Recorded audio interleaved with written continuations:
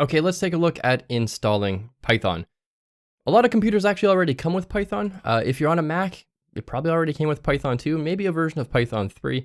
A lot of Windows computers these days come with Python as well. Linux probably already has Python, but let's not make any assumptions here. So what I want you to do is open up your browser and go to python.org.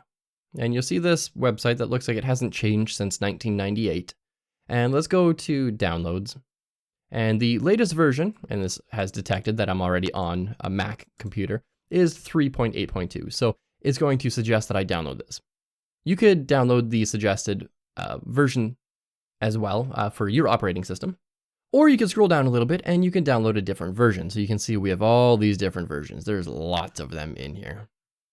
So I'm going to highly recommend that you download either Python 3.7 or 3.8, or if you're watching this a little bit after recording of this course and Python 3.9 or 3.10 is out, download the latest version. So I'm going to suggest getting Python 3.8.2 right now.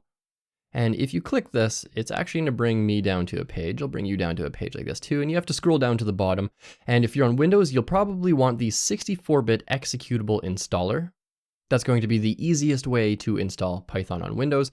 If you're on Mac, you probably want the Mac OS 64-bit installer. That's probably going to be the easiest way. And if you are on some sort of Unix type system, also known as Linux, you could download or curl the source tarball or the gzipped source tarball, uncompress it, and install it. So once you have Python downloaded and installed, you need both of them, download and install it. Then let's head on to that next lesson. But don't move on to that next lesson until you absolutely have Python downloaded and installed.